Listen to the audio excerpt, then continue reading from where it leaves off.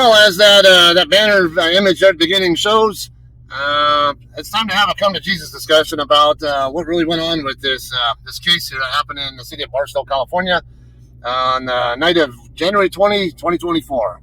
All right, so I mention this like this because I also have this on my YouTube channel, and I already previously talked about this on my channel. I am a content creator, and I'm also skeptical about a lot of information that gets put out. So I like to do my own research on things, right? So that's why I'm doing this for the most part. I have an interest in traffic safety as well because I am a truck driver, cross country. I've been doing it for 8 years. I've logged over 1 million safe miles now. I also have 20 years prior to that of military service, working on airplanes, right? Very safety-oriented job, very dangerous job. So anyway, though, it's just so you know, why am I even getting involved in this when it's not really my business? Like I said, I'm a content creator for one. I want to know what the actual truth is on stuff so I can make my own judgment calls and not jump on anybody's bandwagons, whether it's for the victim or for the accused driver, I guess you can call it. What does the evidence show? What all the info can I get from any sources, whether they have anything at all to do with the incident or not? That's me. I'm that guy who wants to know everything I can before I make an actual judgment call of my own on what to believe. All right, so, and again, being a trucker, I got over 1 million safe miles. I want to be able to reach 2 million, and also anything that can be useful to teach others with, or that I can learn for use as a learning tool even for myself. That's why I get involved in this kind of stuff, right? Now, for the family of David Ochoa, I do want to say first and foremost, though, my most sincere condolences to your family for what happened here. Nobody should have to bury their child like you guys are having to do, or already did have to do, as I understand it. And and I understand that you're going to be angry about the fact that you lost your child or brother or cousin or whatever his relation to you might be if you're part of that family. I get it. But is it right to be angry at the driver just because she's involved or because of what hearsay information you're getting from other people? Okay, because to an extent, I think they had actually given out what information they believed to be accurate at the time, but it turned out there's stuff they didn't see that kind of makes it seem like what they thought was true turns out really wasn't true. All right, so I'm not going to sugarcoat this if you're part of the Ochoa family, right? This is going to be upsetting for you guys to handle. I'll be upfront about that.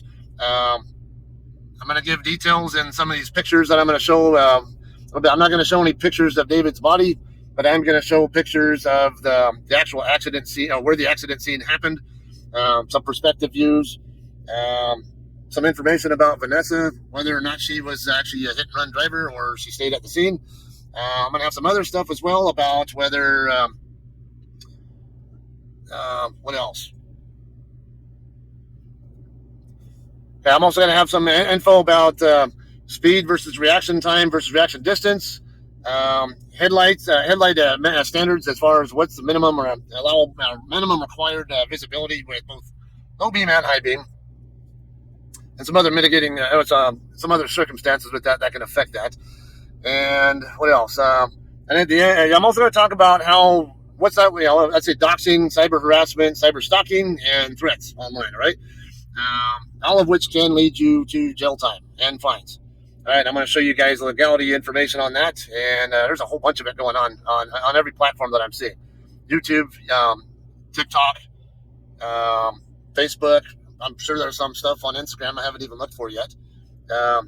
But you guys are part of that mob mentality there, that lynch mob, as I might call it, trying to attack Vanessa and or her family, especially her family. You might want to back off on that, all right? Because you're going to put yourself at risk of both criminal and civil liability with that if you don't, right? So do that, and then I will give you my final impressions on what I think actually might have happened here. Okay. All right, let's start with the official Barstow Facebook post about the incident. All right. We'll get what details we can out of this. Go ahead and pause if you need more time to read all of it. We're just going to try to get the main, really important meat potato details about the post. This is not a media report, all right, guys? This is not just some random person citing the police department. This is actually someone from the police department posting themselves on the police department's Facebook page. All right, so on Saturday, January 20, at about 6:11 p.m., Barstow PD dispatch received a call regarding a pedestrian versus vehicle collision in the area of Linwood Road and Tumbleweed Drive. Officers, paramedics, and fire personnel responded to the scene. Officers and medics arrived on scene and determined the male victim had succumbed to his injuries. Driver remained on scene and was cooperative with the investigation. Police officers determined the driver was not under the influence of alcohol and or drugs. All right, now let's get to this post was posted twice to my Barstow Rants, Raves, Events, etc. Facebook group. Originally by a member of the Ochoa family, and it got reposted a screenshot and reposted a second time by somebody who I'm guessing is not a family member. I don't know. I know they're not in Ochoa. I don't know that they have any relation or not. Anyway, here's the details that were posted in that particular post. Now, as far as I know, all this is hearsay information coming from different sources who told the family what happened, or maybe told Barstow PD, who might have told the family what happened. I don't know. I'm not sure how that communication process worked there, but I know it was just David walking and then Vanessa driving and possibly a couple of other people in the area who were not related to either party. January 20, I was walking and running on my way to work on Linwood Road when Vanessa from Barstow hit me with her car. She took my body for over 250 yards away from impact. I'm not really sure where that information is coming from.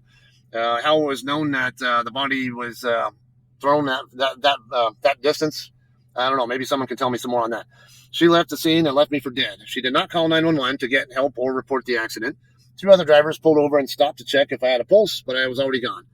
All right, so driver Vanessa fled the scene, and her daughter Orlando Sanchez came to the scene in a black vehicle with no Vanessa in the car. Vanessa nowhere to be seen. Leonard Road was a flat road, and if she would have pulled over, she would have been seen from afar. Okay, you can look at the other details in there as well, as you will. You can go back and pause that last section there if you want to read more of the details on it, but we got kind of the gist of that. That I'm guessing was eyewitness accounts telling the family member or other members of the family what they saw or whatever. So I don't know who was actually at the scene and when, at least to a large extent. So either way, there's some obviously conflicting information in here. Also, I've seen some comments to the effect on both in my group as well as other social media platforms that there's some kind of weird connection between Orlando Sanchez and Barstow PD, and that they're supposedly corrupt and covering up whatever happened. That's not the case. Also, I know that's the case also because, one, you have Barstow PD has actually a publicized list of towing companies that they have a contract, that they do rotation contracts with, and Orlando's company is not in that list. Okay, so I don't know what this connection is that he supposedly has with them. Maybe some other people can give me some inputs on that, but regardless of whether he does or not, once the police department opens up an investigation into this, the DA is also involved. And DA does not work for Barstow PD. They work for the city, separately, or the county, depending on which attorney's actually handling the case. All right, so, for all I know, this could be a DA who's based in San Bernardino and has nothing to do with anybody in Barstow. I don't know.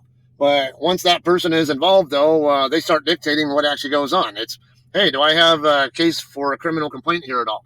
And if I don't, then it's time to start. Hey, I need more information from the detectives or whoever else from the department. They need to get that information first before and give the DA enough information that will be enough grounds for a criminal charge before they're actually going to make any arrest. All right, so. The fact that it's been over 50 days, almost 2 months now. Today is the 16th of March now. We're 4 days away from 2 months after the incident happened.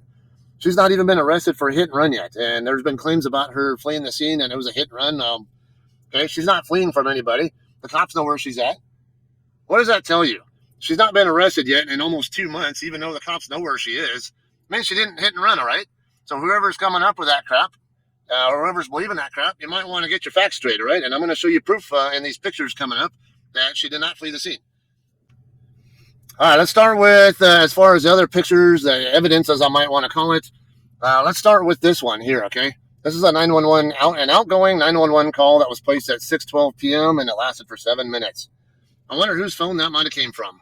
All right, this was provided. Now, I interviewed Orlando Sanchez myself a few times, and got his story on what happened, and got other information, and his story. Now, this right here is, I'll just say, this is a a screenshot straight from Vanessa's phone.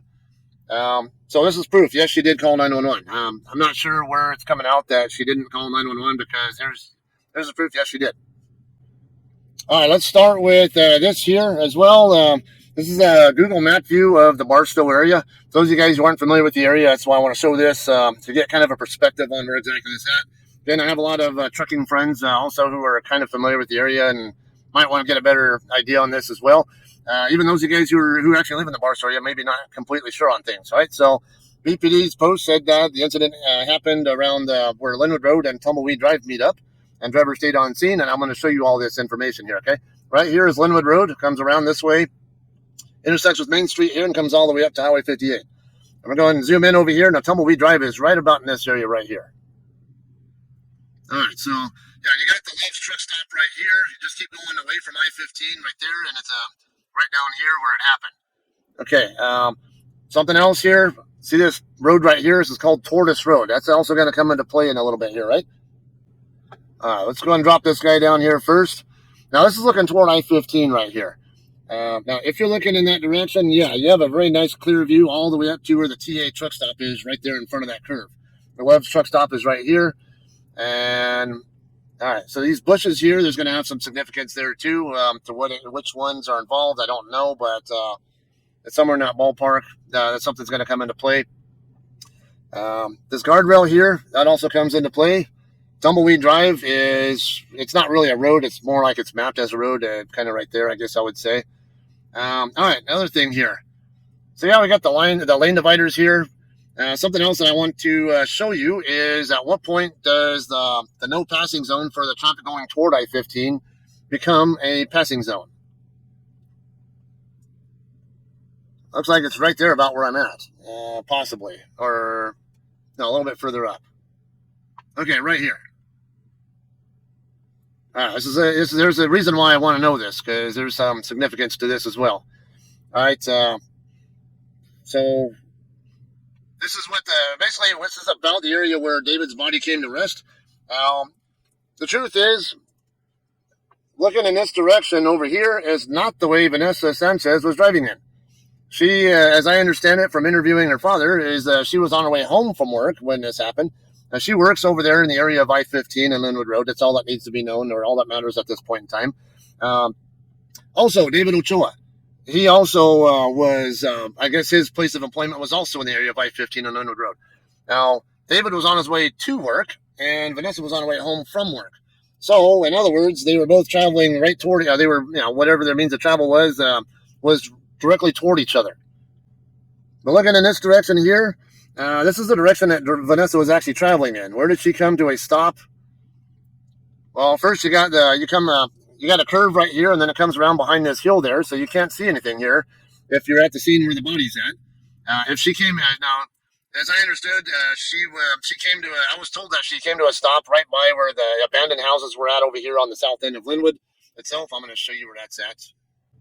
All right, so here again, I got Tortoise Road. Here's these abandoned homes. I was informed that she came to stop right by about where in the area of where these homes are at. Now, we got Tortoise Road here. I personally used to live right up here. There's some water towers. Well, that's a newer one right there that used to not be there. And then there's another water tower right here. I used to live right over here on Western Drive, so I know this dirt road very well. My sister and her husband also used to live right over here on Ash Road, so yeah, I've been on this dirt road countless times, and I know it very well. So I'm going to show you another little detail here before we start getting to the actual pictures, though. And all right, so again, here's another view of the dirt road. Now, why is this interesting? All right, see this mound right here? That is going to be a notable item to see when I get to notice when I get to another picture coming up here, right? That is a noticeable feature about this road. So in reality, and I'm going to show you where Vanessa's car actually came to stop, somewhere right in this area right here. So how far exactly did she travel from the approximate or the general area of where the incident happened to where she came to a stop? That is just under half a mile, 0.4 miles. Okay, if we add in where the actual impact point was at, we could say it was maybe half a mile. That's not very far. Okay, especially when you're not even sure what exactly you hit, but you just know your car is smashed up for some odd reason, and it takes a second to process what exactly even happened and then to react to it. And I'm going to be talking about reaction time a little bit in a little bit here as well to explain how that works. All right, so this is the night of the incident. Some very important details we can see here. We can obviously see that the windshield on the passenger side is caved in. And right behind the car, what do you see there? You see some red and blue lights. Okay, so for those of you guys who are not from California or maybe who are newcomers to California, here's a fundamental thing when it comes to first responders in the state. If you see blue lights at all, it is definitely law enforcement. You might go to other states like Texas, whatever, and even the maintenance trucks and stuff have blue and red flashy light strobes, but in California, nobody except for law enforcement has blue lights. Fire and EMS types, all they have is red lights and ambers. All right, so this is definitely Barstow police or some kind of law enforcement officer right behind the vehicle. This is the incident vehicle. I don't know who that person is in the door there or standing in the doorway there. But other way, because I'm not related to either of these families, I'm just trying to put the info together, right? But here's what's especially interesting to me. See this right here? Right there is what looks like a mound. That is actually that same mound at the end of Tortoise Road that I mentioned. So did she flee the scene? No, absolutely not. There's no way you can tell me that she fled the scene. She didn't go very far at all. She came to a stop here and waited for the cops. All right, now we're going to get into some maybe a few graphic verbal details about this. So if just be forewarned, it might be upsetting for some of you guys, and I don't mean for it to be offensive or upsetting to anybody, but reality is offensive or upsetting to a lot of people. So I get it. All right, but there are some important details we need to know about this. For one, where was the impact point on the car? Starts off with probably, it looks like right around in this area here. Probably the legs, like maybe the shins or something in that area of David's body, probably made contact with the car right there. Perhaps the knees or upper legs or something hit right here, and is basically ended up going into the windshield of the car. And what happened from there, I don't know. I know for sure if the body comes up over this like this, it's not going to get dragged underneath the car, so we can say that for sure. But what happened to his body after it ricocheted off the windshield, I don't know. And which direction it went, I also don't know. So I don't know exactly where the impact point was, but and I will have some more detail on that in a bit later on in this video. Other details we want to be able to see here are where's all this at in relation to the right side tires of the car. Right here is the front right tire, or as I would call it, the steer tire. So it's definitely toward the middle of the car in relation to the tires, or the right side tires. The other thing here, see this right here? That is a tow bar. That means that the car got towed. So yeah, she came to a stop right there by Tortoise Road, and then the car eventually got towed from there. Other thing here, right behind this grill is a part known as a radiator. The radiator holds all the coolant used to keep the engine from overheating. This kind of an impact, I would bet on it that either the radiator and or the coolant lines that hook up to the radiator probably were damaged and probably lost most or all of the fluid. In fact, this discoloration here, if I had to guess, probably actually is the coolant. It could be Freon as well from the air conditioning system, but would say there's a pretty good chance that would be coolant from the coolant system on the car. All right, so it's come to a stop. You can't drive the car for long with it like that. It's not going to go very far because it's going to overheat. And if you overheat it for even very long at all, even like a minute, that's all it can take to warp the cylinder head and the top part of the engine, and that'll cause the head gasket to not be able to do its job anymore. It's going to cause oil to come out of the engine, also cause coolant to come out of the part of the block that it goes through, and you're also going to lose compression, which is very critical to the engine's ability to keep functioning. All right, so if you don't have enough compression, that engine's not going to run at all. So everything here suggests to me so far that yes, she did stop at the scene. The scene doesn't necessarily stay right where the body's at. It continues to where the driver comes to a stop as well. Even with even if they didn't stop it necessarily right away, it continues all the way up until the car comes to a stop. And yeah, she definitely got towed. All right, this here is a piece of the grill from Vanessa's car. So why is this important? It's because you're going to see in another picture that approximately this location is where David's body came to rest. Also, take note here. See those same lines I was talking about, where the no passing zone line, a solid line going toward for traffic going toward I-15 was solid, and then it turns into a passing zone for both sides. Okay, so we know that just past where that transition is at is somewhere in this, right about where that transition at is where David's body came to rest. Here's another perspective view that very next morning on what the area looked like.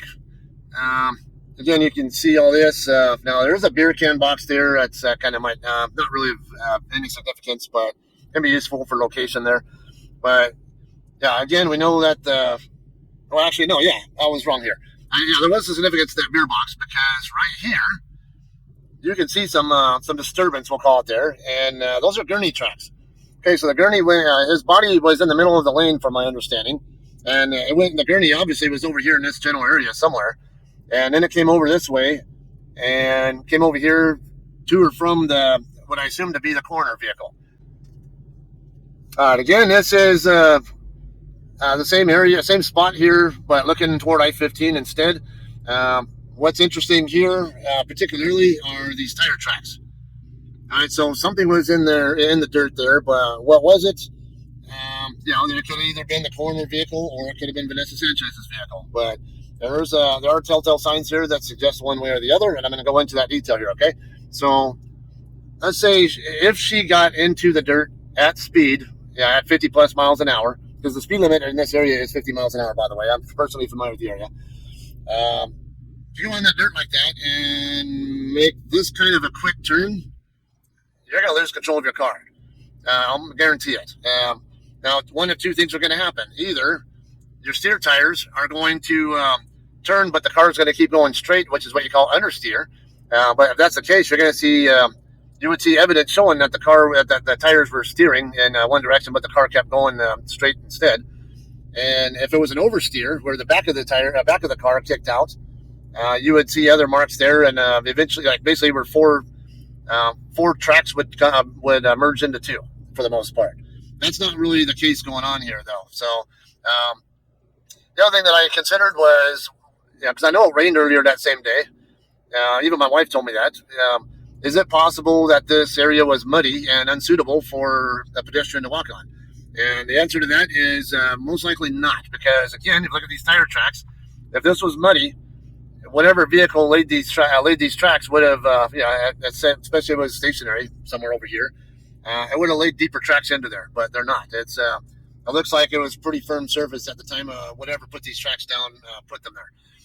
Again, but these tracks look more consistent with low speed operation, at least in my opinion. So to me, that looks like it's more likely a coroner vehicle or ambulance or something else that was over there.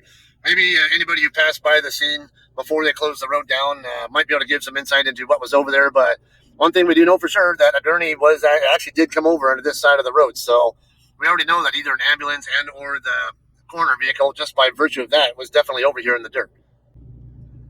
All right, so I'm going to go back to this picture here again, because like I said there, in that last picture, there's no real noticeable evidence of her car going into the dirt. I didn't see anything there, at least. And again, even if she had just barely gone off the dirt, had she gone over, even just a little bit over out of the dirt, a little bit into the dirt and swerved back over, she would have probably been losing control of the car. I've seen it too many times in the past myself. All right, so it seems to me, because no tracks near there, no high-speed tracks anywhere in the dirt at all, from what I could see there on that previous picture, suggests to me that her car probably stayed on the paved surface. All right, so also, if her car stayed on the paved surface, then that means that David was also on the paved surface when he was hit. Now, if we go back to this image again here, you can see there's not much of a paved shoulder at all to speak of there. But you guys might agree, maybe about a foot or something along that line, barely anything. So what that means is if David was walking right here, just outside the fog line, and he got hit while he was right here, then we would have seen her tire tracks somewhere in this area. But I can't tell if there's any tire tracks there consistent with a high-speed vehicle leaving the paved surface. All right, and by high speed, I don't mean necessarily speeding. It means they were doing about the speed limit, or could have been more, or could have been right at the speed limit. Either way, though, she would have had to have been in the dirt for sure to be able to hit him at all if he was walking right here between the fog line and the dirt. So it was either that, or she was traveling in the middle of her travel lane, and he was well within her lane when he got hit. Which begs the question, what the hell is he doing there? All right, let's look at some of these other Facebook comments, or actually some of them are Facebook, some are other sources, other social media sites, I believe. But I want to get some other details from independent people who have nothing to do with either party. What are their accounts of things? This one is from a woman who was on her way home from Victorville with her family. They saw him, David, walking, and it was dark outside, maybe between 5:30 and 5:45 p.m. He scared us because we could barely see him. He was wearing all dark clothing, and he was walking on the shoulder with barely any room. He was almost on the white line. My mom was going to work a little after that and barely missed him. It's too dark out there, and the people wear dark clothes. When I picked up my mom at 12:30 a.m., there were two people walking, and I didn't see them until I was maybe a foot away. We seen a male, green hoodie, walking. You could barely see him. Bad part, looked like he was walking on the actual road instead of the dirt. I'm so sorry for your loss, but I drove past this situation, and the quote-unquote hit-and-run vehicle was a few hundred yards around the corner. Gray Nissan Altima or similar, bashed-in windshield and front bumper/hood, around 24 BPD vehicles, a couple of fire trucks, and an ambulance with Linwood Road closed off around the corner leading to Love's truck stop. Driver of the car was being questioned by police at the scene by their vehicle. All right, guys, so based on all these pictures, what you can and can't see on all these pictures here, a reminder, all of which were taken either the same night as the incident or the very next morning, early in the morning. So let's get to some of the accounts of what happened here, right? So we saw those social media comments from independent people. One of them said that he was walking in the middle of the lane. So there is at least that, where there's someone can definitely say that he was walking in the middle of the travel lane instead of on the shoulder. Someone else said he was right next to the fog line. Also, I did some other research on this as well. What time was sunset that particular day? It's a pretty simple Google search. I ended up finding out that 5:04 p.m. was sunset that same night on that day in Barstow. That was an hour and 11 minutes after Barstow PD got their first report about the incident. And I showed you the 911 call from Vanessa's phone that happened at 6:12, only 1 minute after the first report came in. All right, so she was pretty prompt to report it. Now, as far as these witnesses are concerned who, supposedly saw it, now, there's a little thing here. If you didn't actually see the impact happen, you're not a witness. You're just a good Samaritan. Okay? I've dealt with the police myself numerous times when reporting things that I've seen, or also stuff that I've helped out and rendered aid on and wasn't actually a witness to, but I rendered aid. And first thing they're going to ask you is basically, what did you see? Did you actually see the incident first? And if you didn't see the incident and you don't have any other details that are of any real use to them, then they're going to send you on your merry way right away. They don't want anybody in that scene any longer than they have to be there. So they're going to release you, go back to your car, beat feet, get out of here, and let us do our work.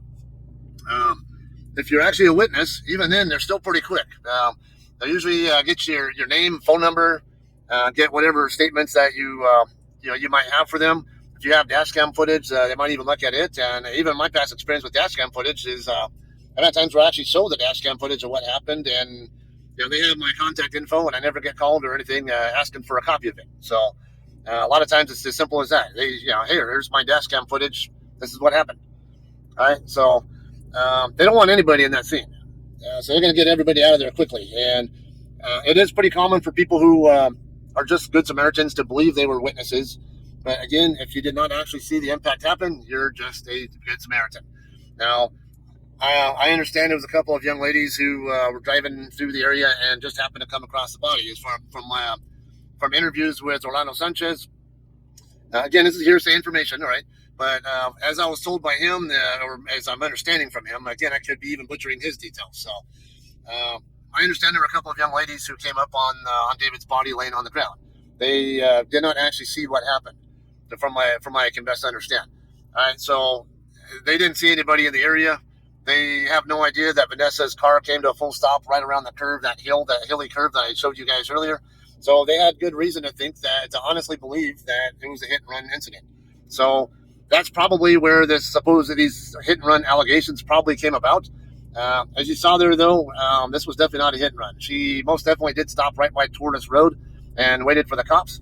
I'm not going to go on all the minutia detail about how Orlando ended up at the actual scene where the body was at, why he left, why he came back, and all that. It's not really super significant, but I guess I'll give you just a little bit there, okay? Think of this as this was your own daughter. Your daughter's in an incident. She thinks it's a trash bag or something that hit her windshield, but it's not making sense. Why would a trash bag hit my windshield in this location?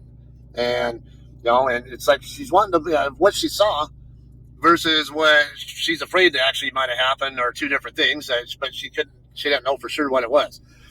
So Orlando's account of what happened was that Vanessa was driving home, and on that section of Leonard Road there, and there was a brown car coming toward her, basically toward I-15 with its high beams on. Again, this was after dark. I mentioned 5:04 p.m. was sunset. It was 6:11 or so when it happened. The incident happened. You have a car coming at you, it's going to affect your ability to see. Even if there's no car coming, I need to go over a little detail here about speed and reaction time and reaction distance, okay? Okay, so this is a chart I put together, a table I put together of different speeds and how they translate into feet per second, because miles per hour is not going to help you in situations like this. You want to know how quickly a car is moving at any given speed in terms of feet. So at 50 mile an hour speed limit, you're traveling 73 feet per second. The average person's reaction time is 1.5 seconds. It might sound like that's a lot more time than you really need, and there are going to be some situations where you're going to be able to instantly react to something, but in most cases, it actually does take about that long for the average person to react. And that 1.5 second reaction can be broken down into two halves. First half is about 3/4 second of time needed to, 1, figure out what exactly you're seeing, 2, figure out what you're seeing is doing, 3, figure out if what it's doing is a threat to you, whether or not it is a threat to you at all, whatever, or a concern that needs to be reacted to. And then the second half of the reaction time is time spent figuring out how to react to it. If you do need to react to it, do you need to hit your brakes? Do you need to speed up? Do you need to swerve left? Do you need to swerve right? Do you need to merge left or merge right, whatever? Are you able to do that? Do you have to look over your shoulder and check your mirrors to double check that you can even use that other lane if there's one available? All right, it's not going to really apply in this situation here, but either way, you have to go over your options. Hey, something unexpected is happening. Now, what do I do about it? It does take, it's 3/4 second is pretty fast. All right, and at 50 miles an hour, that translates to about 110-foot reaction distance. From the time you first see something that you perceive as even a possible problem to when you even start to react with any kind of movement of the vehicle, even or of your foot from one pedal to another, it's going to take 110 feet on average to go from first seeing it to when you first make the reaction. All right, so now let's talk about headlight distances. Okay, so as far as headlights are concerned, the minimum visibility required by low beam headlights is 100 feet, and the minimum for high beam headlights is 350 feet. All right, so what this means is that if you have low beam headlights on your car that are barely legal, at the bare minimum limit of what they're allowed to work by, at 50 miles an hour, when you first see something to when you're actually reacting, you're already 10 feet past that object before you even start to react. Okay, so keep that in mind. Now there was a suggestion that maybe Vanessa was speeding, driving recklessly, or whatever. I don't know how fast. Could have been 80, 90, 100 miles an hour. I don't really know. Either way, even at the speed limit, though, someone's in the middle of the lane. What the hell are they doing there? They shouldn't be there in the first place. I'm going to speculate on. I'll give a few reasons why that could be the case in a bit here. But first, though, yeah, it doesn't matter. If you're going the posted speed limit and you still would have been 10 feet past the person before you even start to react, had they been in the lane where they shouldn't have been, then you're still hitting them before you even start to react. All right, so I'm not sure that speed is really important enough, and I'm going to tell you from my own experience as a juror in a vehicular manslaughter case, go figure. that it's not so easy to convict a person on that anyway. The case I was involved with, the incident itself happened in the city of Moreno Valley, and the case actually was heard in the city of Riverside. Now, in that particular case, the girl who was on trial was accused of being a significant contributor to the incident. She was doing almost 70 miles an hour in a 50 zone. And for some reason, she veered out of control or swerved or whatever from the eastbound lanes on Cactus Avenue there to the westbound lanes. And then she panicked and let go of the steering wheel, and her friend in the passenger seat went and grabbed the steering wheel, pulled it back to the right. And on the way back over to the right to get back to the eastbound lanes is when they collided with and killed an elderly gentleman going the other way. All right. Now, in that particular case, because there are 4 things that have to be met when it comes to vehicular manslaughter. Part 1, there has to be an accident or a crash, a collision, whatever you want to call it. Number 2, there has to be a fatality. Number 3, a citation has to have been issued related to that incident. And number 4, the reason for the citation also has to be found to be the significant contributor to the incident. In other words, just because you got maybe you got a citation from the cops for doing something wrong there, you may or may not be criminally liable. If the DA has reason to think that your citation is not the ultimate contributor to the incident, then they can say, I'm not going to charge this person because I don't have a good enough case here. There's, they played a role in it, but it doesn't mean they're the significantly abundant factor in why it happened. All right, so in that particular case, though, we ended up deadlocking 9-3 in favor of acquitting the girl, and that was mainly because all of us who voted to acquit her, including myself, thought the wrong person was sitting at the defendant table. We thought that a guy who was a witness there had made a right on red in front of her and caused her to swerve, but there was no testimony or evidence to really justify putting him at the defendant table. Nothing to work with there. All we had were swerve marks, skid marks in the middle of the lane, in between 2 lanes right there at the intersection, which, was an unsafe lane change, but she had the right-of-way. She had a green light, and she had a right-of-way. In that case, doesn't matter how fast or slow she's going. She has the right-of-way, period. End of discussion. Okay? I'm a trucker. Now, I'm going to tell you there are trucking companies out here, particularly some of the major companies, that forbid their drivers from making right on red. Why is that? Because if you make a right on red and someone crashes into you, automatically, no argument, and case closed, you are the at-fault driver, period. End of discussion. Doesn't matter if that person is doing 50 or if they're doing 100.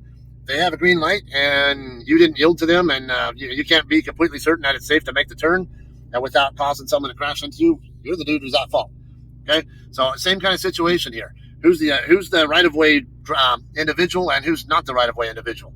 In this particular case, like I said, there's no evidence there in the dirt to suggest that she went into the dirt and hit him. So if that's the case, then he had to have been in the travel lane when he got hit. So let's explore some of these possibilities. Now, I know some of you guys aren't going to like this truth here, but again, the evidence, at least that I see, suggests that he was actually in the lane when he was hit. Like I said, I know it's upsetting to some of you guys to hear that, but again, I'm not the one who I didn't make that scene there. Okay, that scene makes itself, and everybody makes mistakes. I make mistakes. Everybody on the planet makes mistakes. It's just, what can you do to avoid being part of the problem? All right, it takes it takes two people doing stupid things for stupid things to happen in most situations. Very rarely are incidents not avoidable. And in this particular case, when you got a driver of a car traveling one way and a person on foot walking in this right toward that same driver, face to face with them, and they're in the travel lane, what the hell did they do wrong then?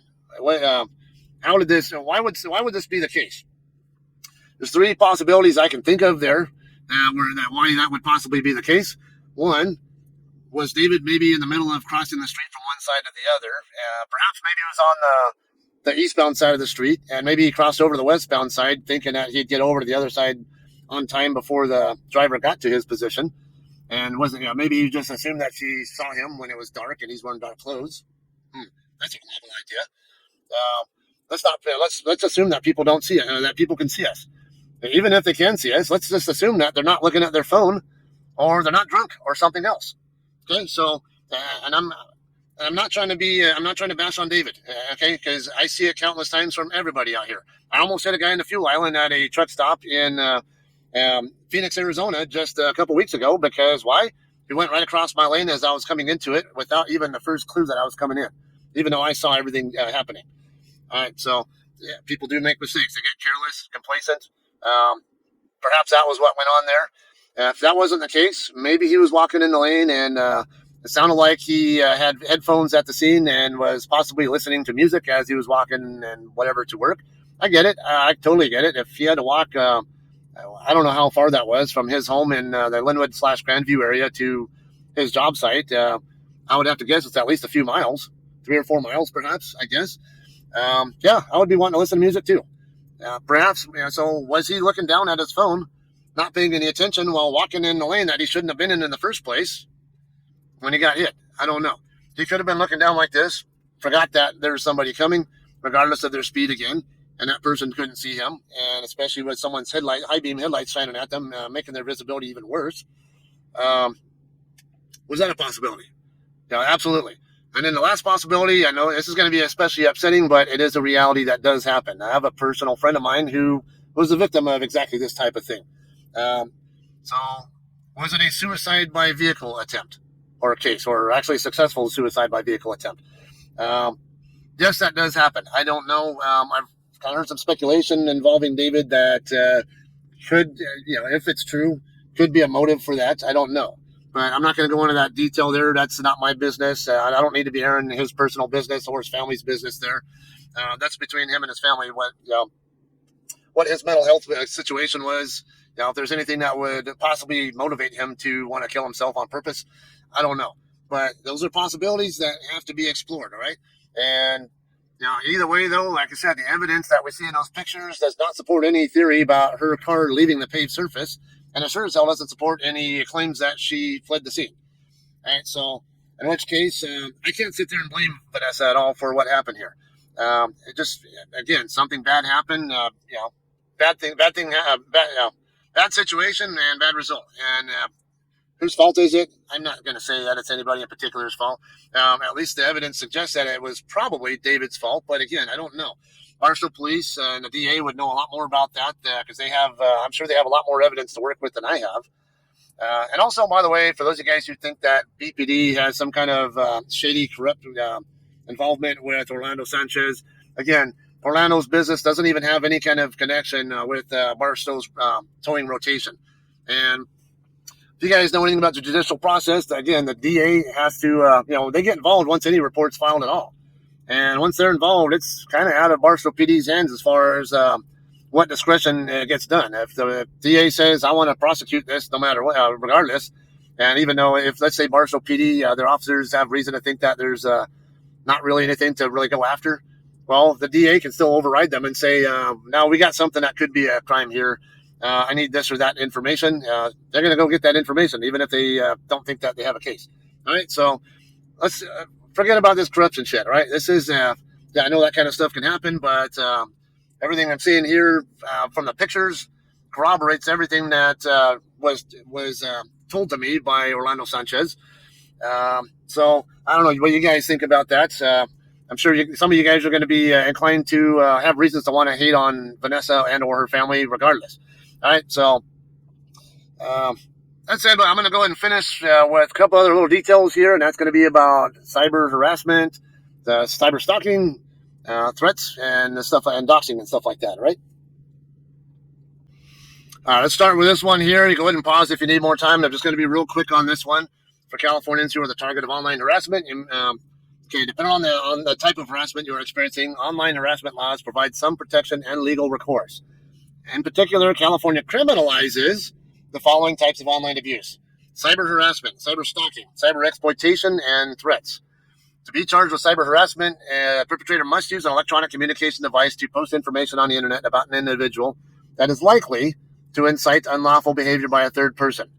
To be charged with cyber stalking, a perpetrator must willfully, maliciously, and repeatedly follow, harass, or threaten another person to the point that they reasonably fear for their safety or the safety of their family.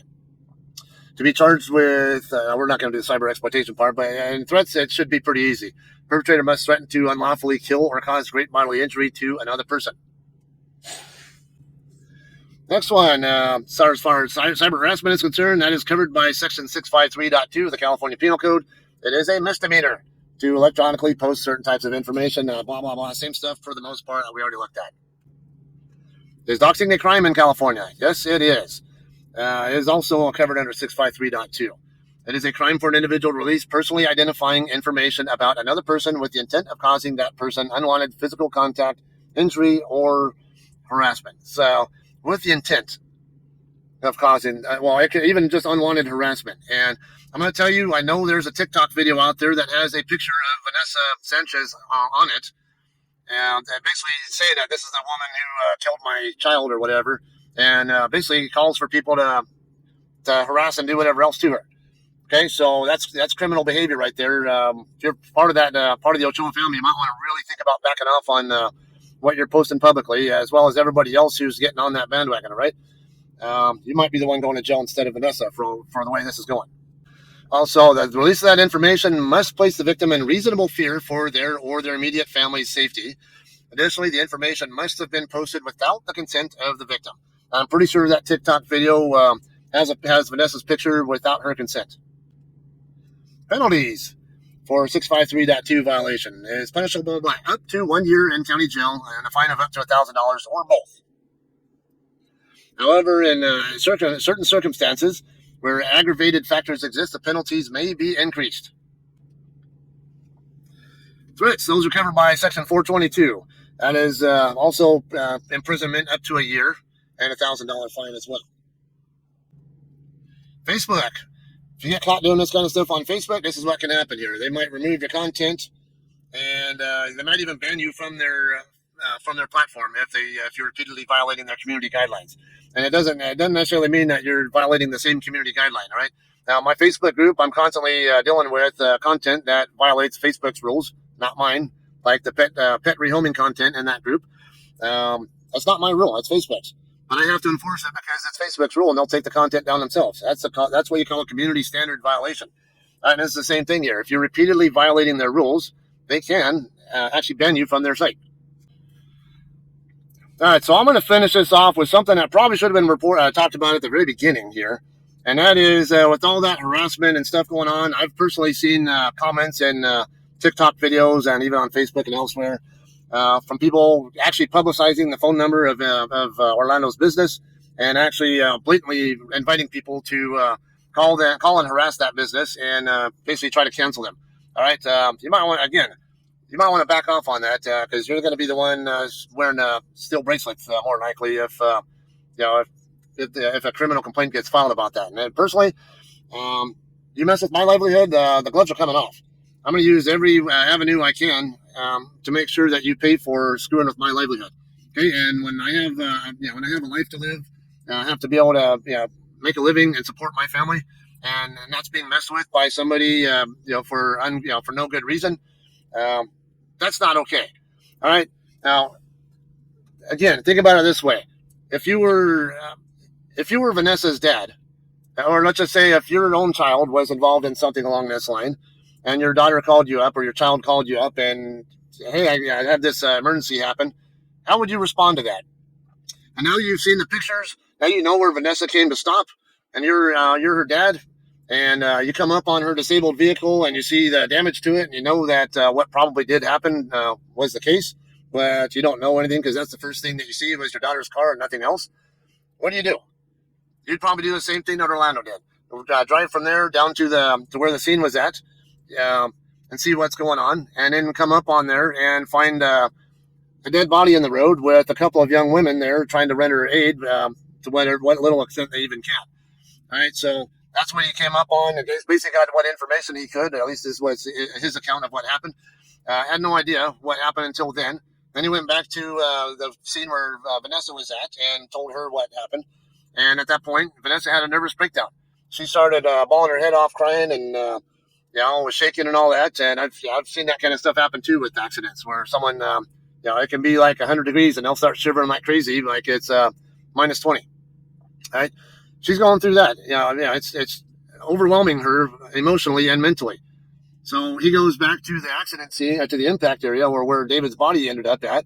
And I don't remember if there were 2 or 3 times that he went back to the scene, but it was basically between a combination of gathering information and communicating information from between one source and another. That's ultimately what it came down to on that, right? Now, something else you might want to think about here. Have a little bit of decency here, guys. Again, I understand if you're part of the Ochoa family, you have a reason to be upset about your loved one's loss. Directing your anger at the family of the driver or the driver herself, though, when even you don't know all the details. We're still waiting on information from Barstow PD on whether they're even. I just today, before doing this video, I called Barstow Police up and tried to get information on whether this was still an active investigation or not. It's a weekend, so I wasn't able to get that information. She said I'd have to call back on Monday. I did try to call yesterday. Left a voicemail with part of the City of Barstow PIO office is when it was. Marina, I forget her whole name, but I want to say her first name was Marina. I left her a voicemail. Didn't get any response back. So I am trying to get information on whether that's still an active investigation or not. And that is important to know because if it's active, the cops are not going to give any information out to anybody. All right, not even to the family most of the time. If until the DA says I'm done and we can close out this investigation, go ahead and move on with other business. And then the DA will press on with either building up their court case for the charges, or just say, hey, no charges are going to be filed. Till that happens, we should assume that it's possibly still under investigation. And if it's still under investigation, like I said, they're going to be tight-lipped. All right, so just be patient. This isn't CSI or NCIS or Bones TV show. They're not going to solve cases in 1 hour. All right, it does take time for things to happen. Actually, it was even suggested, is it possible that we're waiting on toxicology test to be done and come back on David? I don't know. I'm not a police officer. I don't know what the protocol is in situations like this, but it is a plausible, a very good question to ask. Because given that at least the evidence seems to suggest, at least to me, that he was in the middle of the lane, there's that big, huge question. Why was he there? Was he intoxicated or high on something? I don't know. So given that, I can see maybe they are doing a toxicology test on him. All right, and those do take time to come in. Sometimes they do take a good couple of months before they actually come in. And if that's the case, it's still an active investigation until then. All right, so let's assume that it's an active investigation, and if need be, call the City of Barstow Public Information Office. Ask for info about it. Find out if it's still under investigation. Because if it is, then you can start putting in FOIA requests for a lot of details. FOIA would be Freedom of Information Act, right? So that 911 call that I told you supposedly came from Vanessa's phone at 6:12 p.m. Okay, investigation is complete. Go ahead. You can do a FOIA request for info on that specific call or any other 911 calls that were made about that particular incident. And they're required by law to, within 2 weeks, if I remember correctly, provide that information, both by Freedom of Information Act and as well as by the California Public Records Act. Okay, so they are required by law, though, to redact certain information from those kinds of things. But public records, yes, you can do a FOIA request or CPRA request, and they do have to supply it as long as it's not part of an active investigation. All right, so maybe some of you guys can actually do some of your own investigative work before jumping on any bandwagons on either side as well. All right. Lastly, another reason why I'm saying back off on that family. Okay, did you know that the Sanchez family has 2 minor children who were, one of them who was not even age 10 at all? He's not even running his business now because all the harassment and threats he and his whole family are getting. And he has, as I understood it, 4 employees who were working for him. Well, if he's not able to run his business now, well, guess what? What's going on with those other 4 employees? And then how long can he keep going like this with whatever he can before he has to shut his business down permanently? And who knows what? Go live with parents, family or whatever. And speaking of that, I was given permission to bring this up too after interviewing him most recently. His wife, she knows exactly what it's like to be a family member of a pedestrian who was hit and killed by a hit-and-run driver. Okay, his wife's mom was killed in the LA area by a hit-and-run driver, a FedEx trucker. Okay, and she knows what it's like. so she can empathize with the family of David Ochoa. And, I know they want to express their support to the Ochoa family for that too, but with all the anger and, it's understandable. But again, it's, how much of this anger is misdirected. All right. This isn't a hit and run case. They're not trying to be difficult with you guys. And also, like I said, you got young children there who are going to be victims here, could end up living on the street or having to live with who knows who else if this keeps going on. And, not to mention that. All right, so I don't know who the employees at Innovative Tow are, but I was given information about at least two of those employees. One of them has, because of this incident, been evicted from his apartment because he can't get work. Why? Because he applies for work anywhere else in town, and they see that he works for Innovative Tow. Well, guess what? Now none of the other towing companies or whatever, in the area are willing to hire him just because of that connection to Innovative Tow. All right, how fair is that to that guy? That's bullshit. I don't know where this guy's even living, but it sounds like he doesn't have a roof of his own. I'll put it that way. Was that fair to him? No. Now, how about one of the other employees who also, and all four of these employees of his, by the way, have families that they're trying to support. And one of these other employees, I guess, from my understanding, is now working in Orange County for less per hour because of this incident, and also for the same reason. Nobody locally will hire him because, hey, you're connected to this company that's related to this incident. Again, not fair to that person. That guy has to drive 80 plus miles to his job. Actually, probably even more than that because Barstow, it's probably like 100 plus miles, and get paid less per hour. And, how much of that money is going into his gas tank? How much of his time's getting spent commuting, doing the Cajon crawl in both directions or everywhere else? It can be a three hour drive to work, another 3 hour drive home from work for all we know. Is that fair to him? And I don't even know what happened to the other two people. But, is it fair to any of these guys to be to have their lives totally disrupted, their livelihoods completely trashed by those of you guys who want to harass a business that's doing what they're honestly, just running an honest business, and all over a dad doing what any decent dad would do. Okay, if you would not do the same thing in your daughter's situation that he did for his, then you're a fucking piece of shit parent. All right, I got no respect for anybody who would do that. Because I'm a dad myself, I got 5 kids, and I would absolutely do the exact same thing if that was one of my kids involved in something like this. All right, so have some fucking respect and give these damn people a break and grow up. All right, that's just fucking swear to God, don't you even think about messing with my livelihood. I'll put it that way. All right, that's all I got.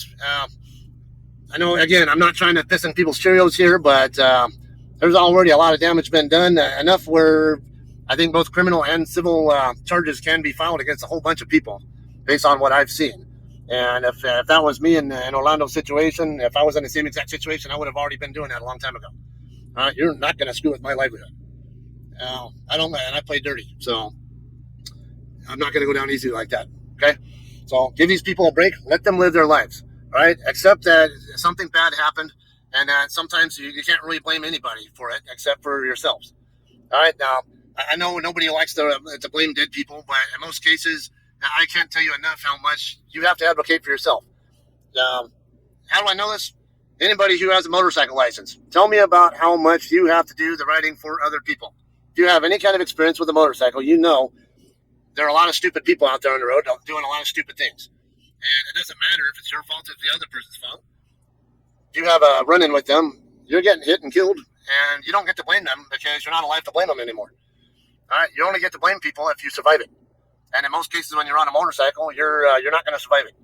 Okay, you don't get to blame people. And same thing with if you're the pedestrian. You don't get to blame people if you didn't advocate for your own safety. I've had to do it myself before. I've had to run out of the way of someone who was going to run me over a couple of times because they weren't paying attention. This is even in a truck stop parking lot. All right, yeah, it would have been their fault, but again, do I want to stay alive? Then I need to pay attention, and I need to be the one doing the thinking for everybody else. Only I can be sure that I stay alive. All right, think about that. All right, so again, I don't know if David was being careless or if he intentionally went into her car, ran himself into her car or what, but it's not my place to worry about that. I'm just saying that there's a lot more that meets the eye than from what I've been seeing on social media here, right? Again, give these people a break. That's all I got. Hope you guys got some at least some kind of insight into this. Hopefully, might make you guys see some things in a different way as well. All right, that's all I got.